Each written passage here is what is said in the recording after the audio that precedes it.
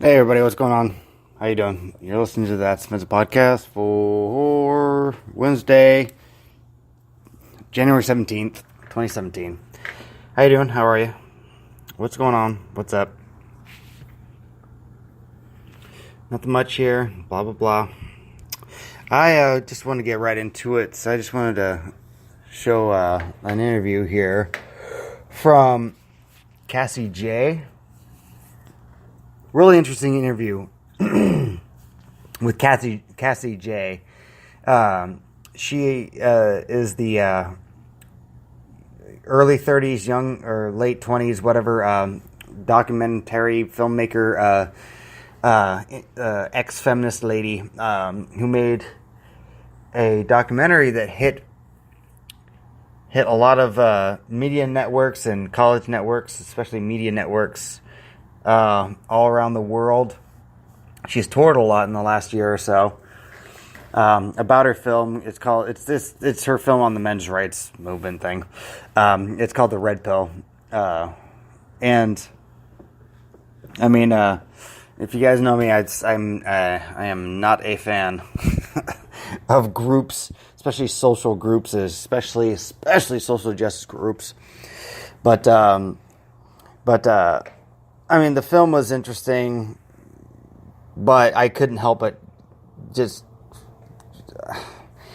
It was interesting because they talked about, just the male side of shit, but suicide being, 4 out of every 5 suicides are men, blah, blah, blah, the custody battles, the typical stuff, but I just couldn't help but feel that I'm just watching the male version of modern feminists talking about shit. It's just too one-sided, but I digress.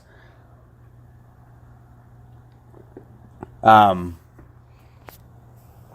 point of this, one reason why I wanted to do this podcast was because of Cassie Jaye's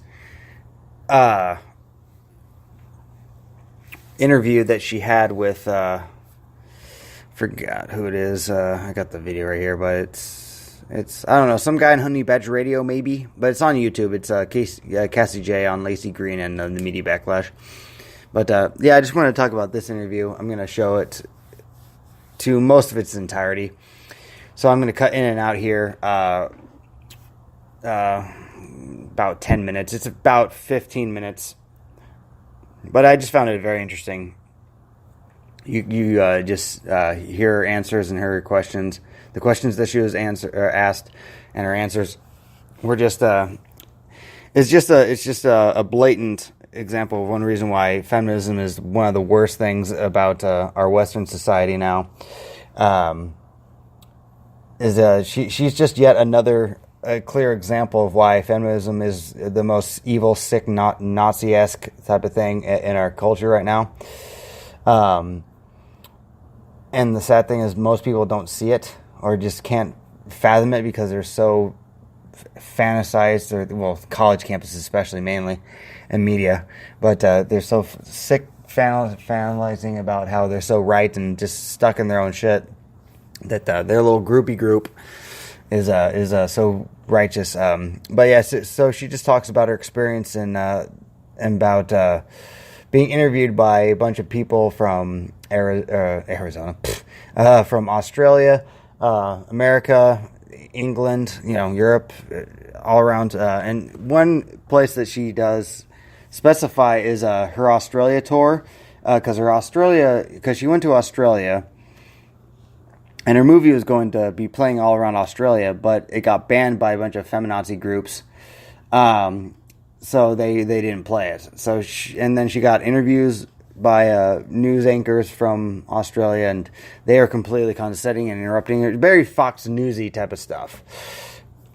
Where they'd say something, she'd say 3 words, and then interrupt her and say, "Oh yeah, you just hate women and you just want men to be in power," that type of crap. So yeah, this is just a first part of her interview. Talking about her film and just the backlash of the media and the manipulation of the media, so on and so forth. I just think it's very interesting. So let's just listen to this stuff at her for a moment. So yeah, we'll see. had to be made. A documentary on the men's rights movement. Someone had to make it. Her name is Cassie Jaye, and she's made a lot of people very, very angry. And in a lot of ways, I do think it was career suicide.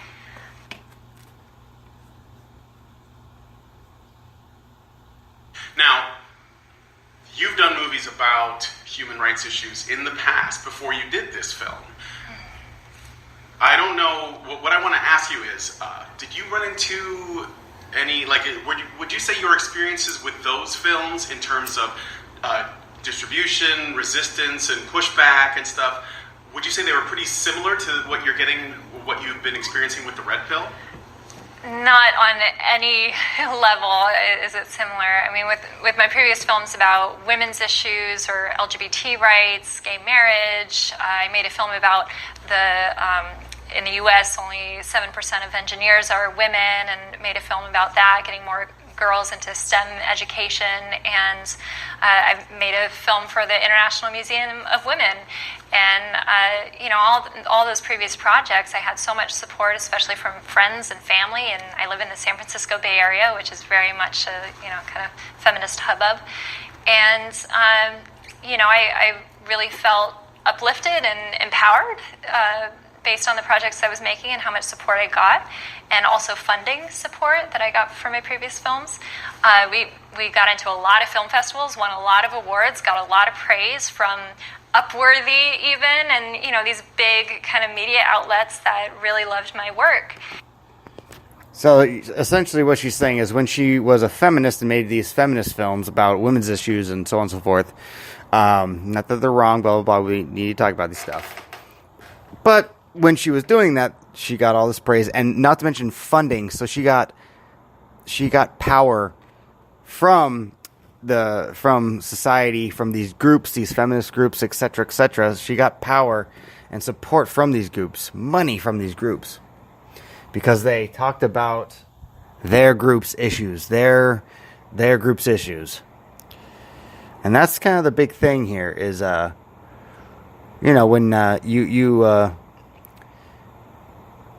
when you do a project where it doesn't support, it's like politics or your favorite sports teams. If you show the fact that you're a Laker fan all these years, and then when you say, hey, I wonder what the Boston Celtics side is thinking, and then all of a sudden the Lakers just oust you. That's exactly what happened. The Lakers being the feminists, and the Boston Celtics being the men's rights, whatever group or whatever analogy you like. But it's a very, very interesting, very, very interesting and manipulative. But here we go with the rest of her interview. And then when the Red Pill came out, it just went silent and went dark. And the mainstream media first didn't want to touch it. And then when it got so popular where people were talking about it on Twitter or on forums online, then the mainstream media realized they have to say something about it. So they cooked up a script, a narrative on how to take down the film, which was, basically their approach was to discredit me and my movie. Tell us, how has your experience been with the Red Pill with regards to recent Australian experiences with, movie screenings, but also since you came down here? I think that you did an appearance on a news network or something. Can you tell us a little bit about that? Yeah, I was on The Project a couple nights ago here in Australia, and it's a very popular TV show here, mostly for a younger crowd, like teens to 30-somethings, and it's left-leaning, and, I didn't think it was going to... I really didn't think it was going to be a hit piece. I was reassured by the executive producer on the show the morning of my interview, saying that all the panelists had seen the Red Pill movie. So I thought, okay, we're going to talk about the film. We're going to talk about the issues. This is great. And, I knew they were a left-leaning show, but so am I. I am a liberal. I am a registered Democrat. So I thought I would be fine being on this show, and then we did a pre-recorded interview that lasted at least 15 minutes long, and they aired less than 5 minutes of my interview and cut out all of my answers to the lies that have been spread in the media that they were asking me about, that the film was funded by MRAs, or that I was never a feminist, and how many people I interviewed, did I really ask the hard-hitting questions to A Voice for Men, Paul Elam, and I answered all those answers, or I answered all those questions, and they cut out all of my answers to those. Yeah, and people, again, I mean, this is the reason why media is so awful, and and just when you listen to the Fox News, the CNNs, or whatever you got in England or Europe or Australia, it's just when you're so backed by a political party or just tribalism in general, it's just they always do that. I mean, Bill O'Reilly's interview with Marilyn Manson back in the late 90s, or I think early 2000s, one of his many interviews, I think. I mean, just how he carried himself, Bill O'Reilly, about the topic of Marilyn Manson's heavy metal music, his way he does his music, the things he writes about, how he acts on stage, etc., etc. You can just see the manipulation, and you can see that with her, with Cassie, Jaye's interview with many of these Australian news anchors. It's just sad. You can look it up on YouTube. It's all on YouTube. Everything's on YouTube. What I'm talking about. But yeah, just watch the rest. And in the edit, it really looks like they tried to make me out to be a joke. And even publications in Australia after the project aired said that this American filmmaker's gaffe, she embarrassed herself, she was the joke on the show, and this awkward silence after her insensitive comments about Rosie Beatty, who is a woman that her husband stabbed and murdered their son. She brought up this case to me on the project, on the show. I'd never heard of this case before, this story, but apparently it's a very well-known story here in Australia. And I simply said, well, that's interesting, because that shows that there are male victims of domestic violence. And there was a long pause and, mic drop moment, I guess. But apparently, the project was offended by my comments. A lot of different Australian publications were offended by it. I still, to this day, don't see what was offensive by stating the truth that it is a male victim. Yeah, exactly. When you made your documentary, a lot of it is you sort of like reflecting on the things that you experienced throughout the movie and like the interviews that you had. And so where the movie ends, a lot of time has passed since then, especially with your experiences trying to get the movie, people to get their eyes on it, people to watch it.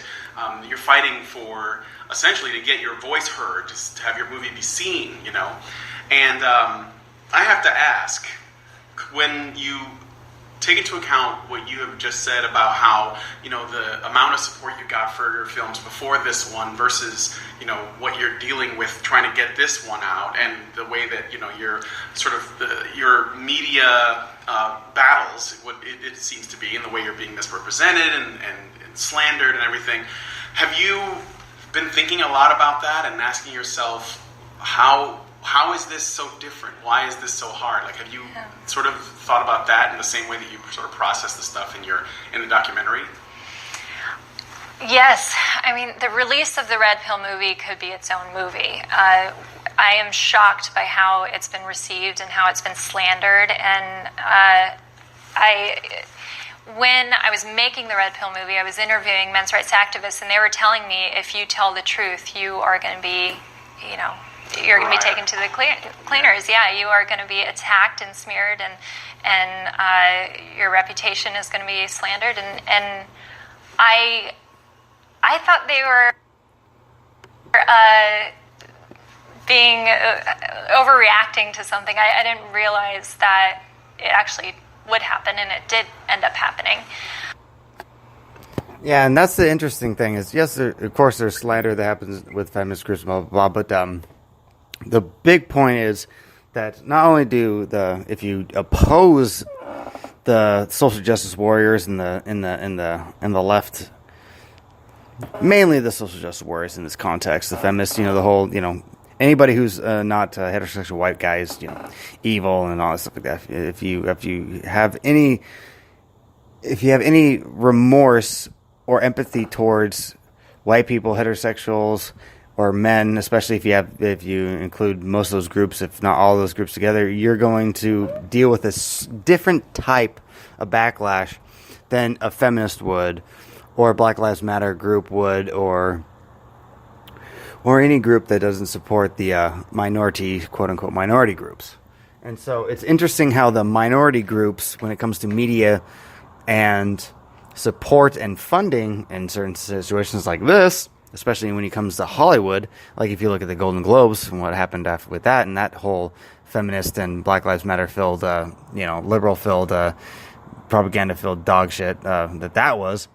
I mean, you can see how the minorities all of a sudden don't look like they're the minorities anymore when it comes to their voice and their power, and how, and actually, I'm going to get to I'm going to pause here and let Cassie Jaye finish her interview, because this brings up an extremely, extremely good point. So let's finish with that here.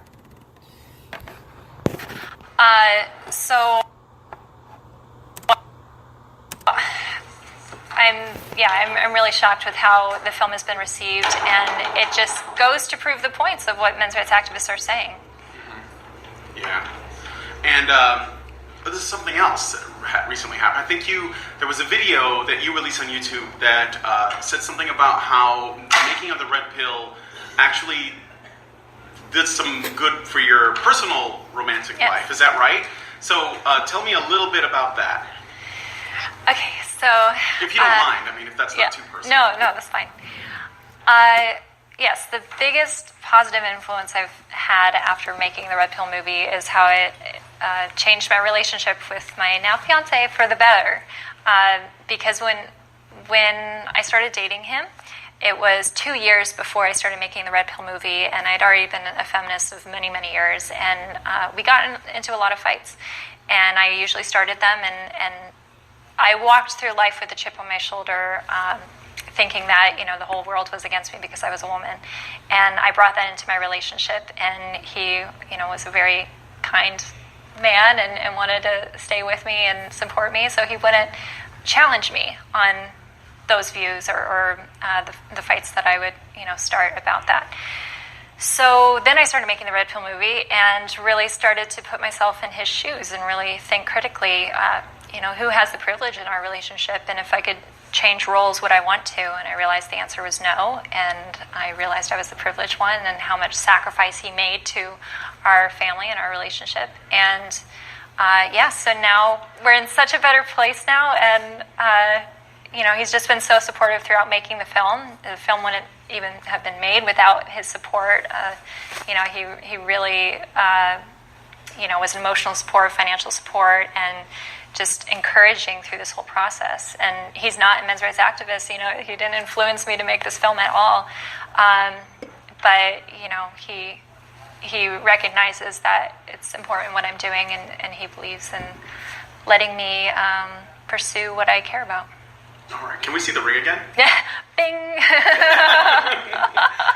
If you had the opportunity to do the Red Pill over again, would you do it? Would you do it different in any way, or would you not even do it at all? And see, that is the $1 million question. This is the main point, like the smoking gun, if you will, that she's about to answer. And you'll hear her reaction. You'll hear her answer. You'll hear her reaction, and you'll hopefully feel her pain when it comes to the fact that she was a pretty fucking hardcore feminist. She made all these films. She put all these hours and hours and years into her life, making all these multiple films and documentaries and et cetera, all these blogs, blah, blah, blah, about women's plight and all this other stuff. She did that with a lot of support. There's always going to be criticism of what you do, but she got so much support. And I think that her answer to this question is deeply rooted into how not just her situation, but how Western society acts towards anybody who goes against or does anything or talks about something that's not heterosexual white man. Point being, Bill Burr, comedian Bill Burr, one of my favorites, had a comedy special in 2014 or whatever. He made this, he was doing his thing, and then he talked about how You People Are All the Same is special. This is in black and white. But one of his bits was about how a comedy club or wherever it was in the U.S. Had this chalkboard, and this is in 2014, had this chalkboard, 2013-14, had this chalkboard that said, we like our beer like we like our violence, domestic. And, of course, one person out of 1,000 got offended, and, of course, it was a feminist, always a fucking feminist. They got all pissed off and blogged about it and put it on her Facebook and did the whole outrage thing. And she later that show or during that little encounter with the little chalkboardy joke, which, mind you, that's a fucking hilarious joke. Domestic violence is not a joke. It's not funny. It's not hilarious. But making jokes about it is. You know, it's how some people deal with domestic violence. Even victims of domestic violence make jokes about it. So are you really wanting to prevent someone who's a victim of domestic violence? Are you really trying to prohibit them, their way of dealing with it? That sounds oppressive to me. A little irony there. So she told the waitress and the manager to take it down, and they both said, no, that's not, no. So later, after the whole little bloggy blog fucky fuck thing happened, later the waitress and the manager got fired from that for not taking it down. Not only that, but comedians all the time have to apologize for their making jokes about non-heterosexual white people jokes. It happens all the time. Happens on Twitter, happens on the comedy stage, happens all the time. One interesting thing is, you remember that lady, that one young chick that made that joke about, she was making a joke, or she was heading to Africa, American lady, was heading to Africa, and she tweeted, hey, I'm heading to Africa, hope I don't get AIDS, haha, and then she, flew, and then as she landed, hours later, she saw this shitstorm of stuff, and then her employers fired her. And then even, what's that guy, John DeMore, whatever his name is, that Google guy that got fired for making that article about that social justice warriors filled Google shithole, Google enterprise. Google is James Moore, I think is his name. Listen to his stuff, because this shit's really interesting and really scary, because Google literally controls our information. It's a site. It's literally a pun. It's a thing you do. It's a joke that people say, hey, I just Google it. They literally control so much of our information. They're the site that you go to get information. And they are so filled with, diversity training and sensitivity training and talking about diversity of gender, sex, race, sexual interest, and religion, blah, blah, blah, all this stuff. But it's mainly about, non-American, non-white religions, quote unquote, so it's just, you see all these examples of this, and he got fired for posting an article about how reason why women aren't reason why there's it's not 50-50 when it comes to civil engineering or when it comes to biology, science, science-based forms, is that women choose other things like, psychology, engineering, civil engineering, that type of stuff, that type of science-based stuff.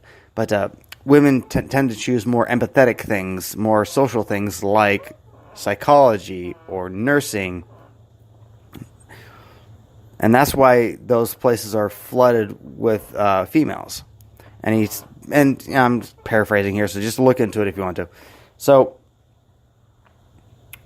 So he got fired, and now he's suing them. Thank Christ for what his lawyer said was that he was I think one of them was that Google was discriminating against white males, which I think is brilliant because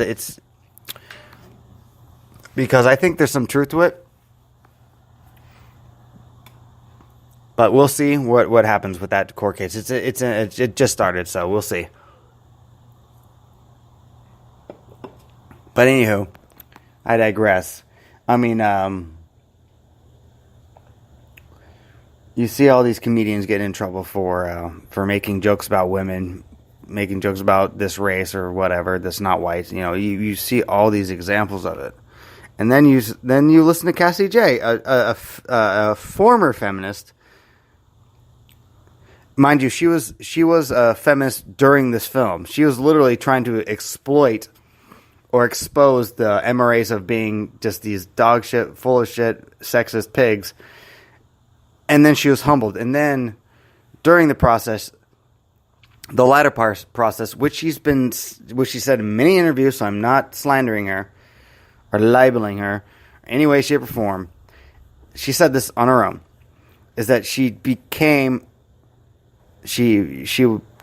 took the subscription of feminist away after going through this process and seeing how feminists treated her. And we'll get to this right here. This is how feminists treat people. They're animals. Modern feminists treat people like pigs. They're evil people. It had to be made. Someone had to make it, and I think I possibly am the only one that could have made it in the way that it was made and released. And in a lot of ways, I do think it was career suicide. Career suicide. I'm going to reverse this a little bit. Rewind it, whatever. So, career suicide is making a joke about women, making a joke about someone that's not white, talking about social issues that actually make white people not be evil and make black people actually, hey, you know, maybe all the gun violence is not all white people's fault, you know. All these types of rhetoric, you know. So it's yeah. So here's the kicker. Here you go. It had to be made. Someone had to make it, and I think I possibly am the only one that could have made it in the way that it was made and released. And in a lot of ways, I do think it was career suicide. Maybe. Sorry, hold on.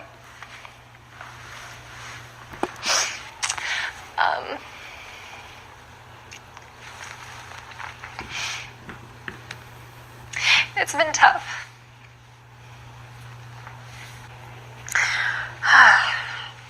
Yeah, it just really goes to show how difficult it is to talk about these things, and when you do start to talk about men's issues or, you know, this alternate perspective on gender issues, you will be made an example of by the media, and they will skewer you and show everyone else, don't do it, or we'll do to you what we're going to do to these people who are trying to speak up. And, you know, so I'm very happy that I made the film. I just hope it helps people. I think it has. I mean, from what I've seen, this ICMI is...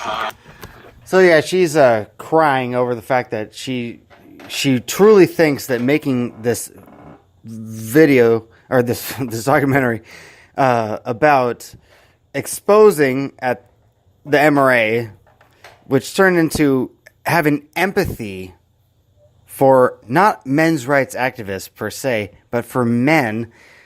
Feminists fucking crucified her. Media crucified her. She truly believes, through this interview, which is actually not that old, the video, this interview, came out, oh boy, me working technology, that is a fucking hoot. Oh, come on now. Come on now.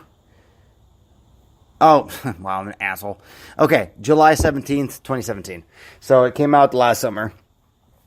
8 months ago, this came out, and she sincerely believed at the time. I haven't heard anything different. But she believes at this moment in time that her career is simply completely in shambles, ruined, gone, done. Because she made a movie that didn't make men seem like absolute evil pigs and make white people seem like absolute pigs. To where you empathize about men. Like, literally, 4 out of 5 of the victims of killing themselves are men in the Western world, in America, rather. Yeah, well, actually, Europe is kind of getting those stats up pretty good, too. So, I mean, just stuff like that. When you mention suicide, there's always a feminist going, well, women try to commit suicide more. We're like, well, how many of those are actual, like, I need attention?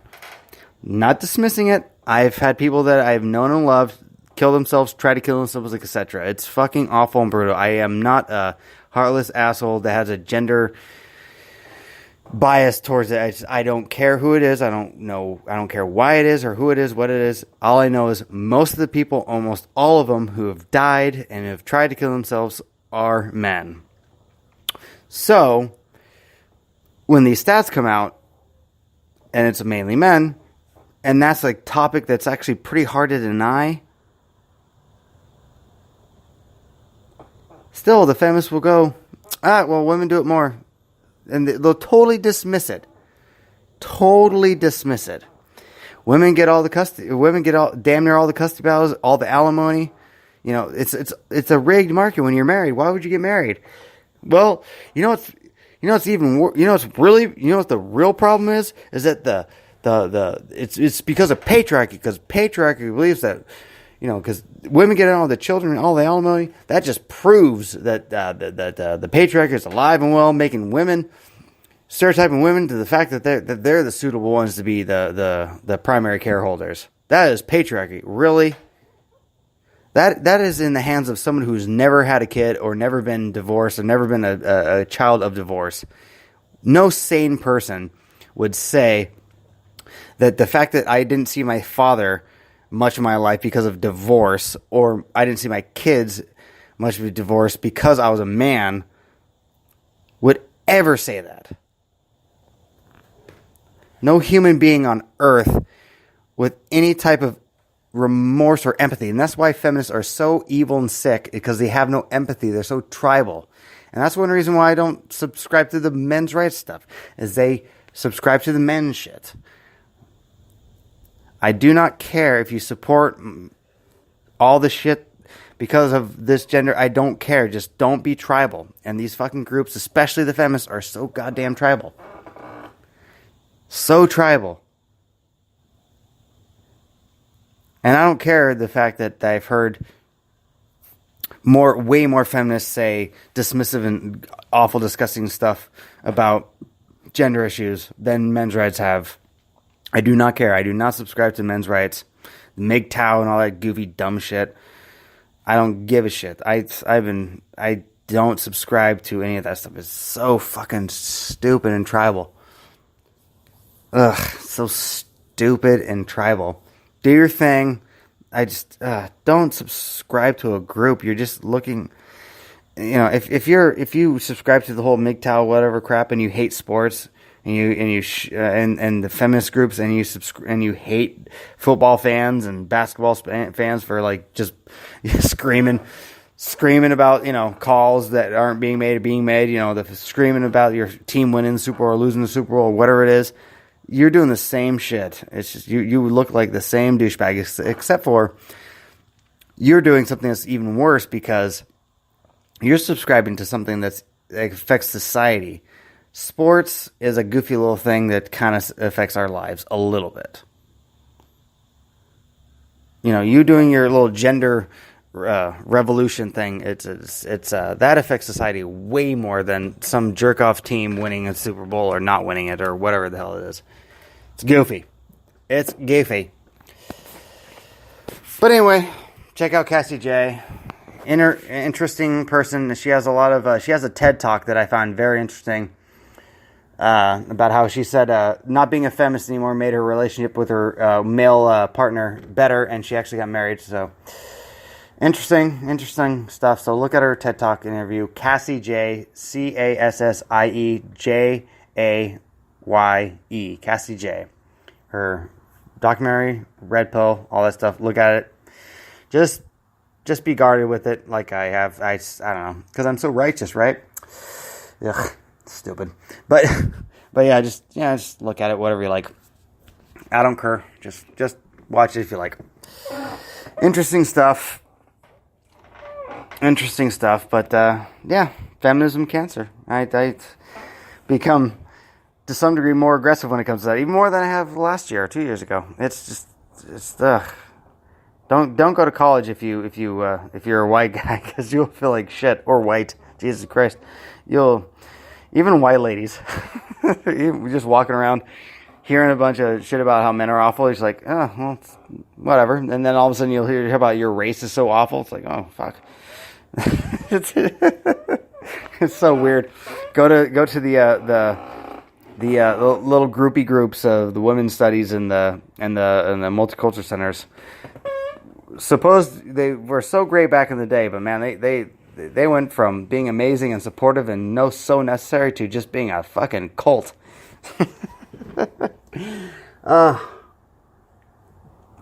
And that's another story for another day, why the Women Resource Center and college campuses are one of the most disgusting, evil things on college campuses. And I am out. So, yeah, have a good night, you cunts. Goodbye.